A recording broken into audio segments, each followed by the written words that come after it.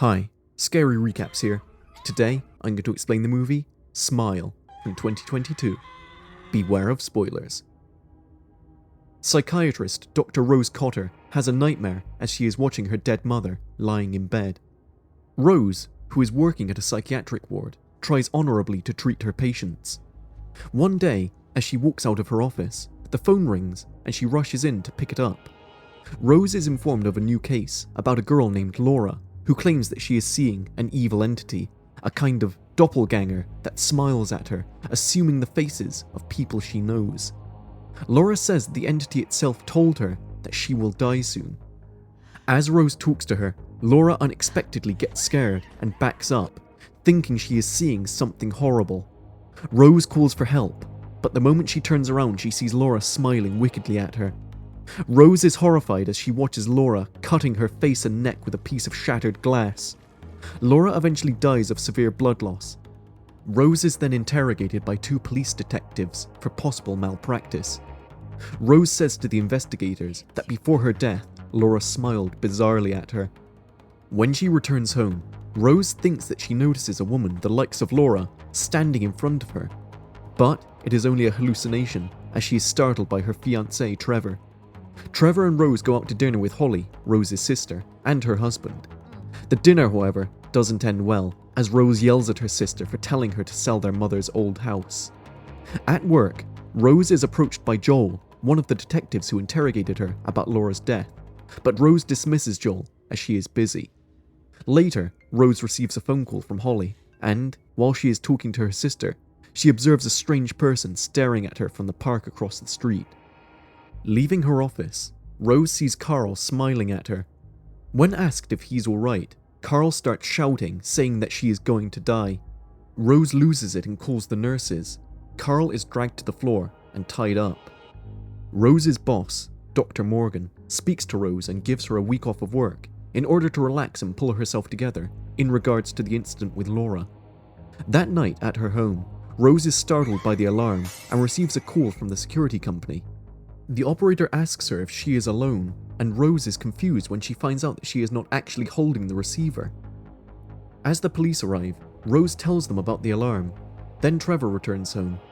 Rose avoids telling him about what is going on and looks for her cat, Mustache. Later, Rose listens to the last minutes on the session with Laura. She thinks she hears a strange voice calling her name when suddenly a twisted visage scares her. In her fright, Rose grabs a knife, but that only makes Trevor more worried about her mental state. The next day, Rose visits her therapist, Dr. Madeline, who mentions about Rose's old wounds and the possibility that they haven't completely healed up. Madeline also tells Rose that the death of her abusive mother from an overdose might be responsible for her current breakdown. Afterwards, Rose visits her sister, Holly, for her son's birthday. Rose gives her nephew his present, but as the boy opens it, everyone is shocked upon seeing a deceased cat.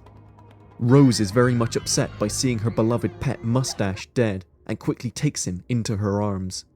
She cries in sorrow and also fear as she sees Laura among the party attendants grinning at her. Rose gets so frightened by this apparition that she falls on a glass coffee table and injures her forearms.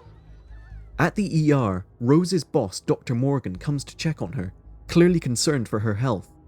Rose says that she's alright and promptly returns home with Trevor. Before entering the house, Rose tells Trevor that she is seeing a ghost and that she is not crazy. However, Trevor is unable to believe her, asking her if what she is experiencing is something hereditary, referring to her mother's insanity. That night, Trevor sleeps on the couch, while Rose struggles to avoid the voices and the ghostly apparitions. In the morning, Rose visits Victoria, the wife of the late Gabriel, who was Laura's art history professor. Rose discovers that Gabriel witnessed a woman committing suicide, and 4 days later, he too killed himself with an axe. Rose listens to Victoria and tells her that she is experiencing the same ghastly things that her husband did. Hearing this, Victoria gets angry and sends Rose away, clearly viewing her as a deranged person. Rose is at her wit's end now and decides to go to Joel. She asks him to look into Gabriel's dealings before his death, and it is revealed that Gabriel had seen a woman named Angela Powell killing herself. Rose asks Joel to look deeper, and Joel, even though reluctant at first, manages to find a disturbing clue regarding Angela. On footage taken from a warehouse, Angela saw an oddly smiling man killing himself 4 days before her suicide. Rose is puzzled, but has a deeper understanding than she lets out. The pattern of the curse is now clear to her. On her return home, Rose finds Madeline, obviously summoned there by Trevor, and openly states her disapproval. She storms out in anger and goes to her sister, Holly. Rose admits to her that she is cursed, seeing ghosts of deceased people who smile wickedly at her. Holly says that Rose is showing the same symptoms as their mother, but Rose disagrees, and the two women argue. As Rose gets in her car, Holly walks up to her when suddenly her head falls off and dangles in front of her. Grasping it as one of the horrid visions she is tormented with, Rose lashes out, yelling and swearing. Avoiding going back to her place, Rose has a meal inside her car when she gets a call from Joel, who informs her that 20 of the preternatural cases ended in 19 suicides. One man, named Robert Talley, has managed to escape the pattern. After he witnessed his colleague's suicide, Robert murdered a woman and was incarcerated.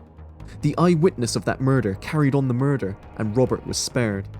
Looking for additional information, Rose and Joel visit Robert, who only lets Rose speak to him.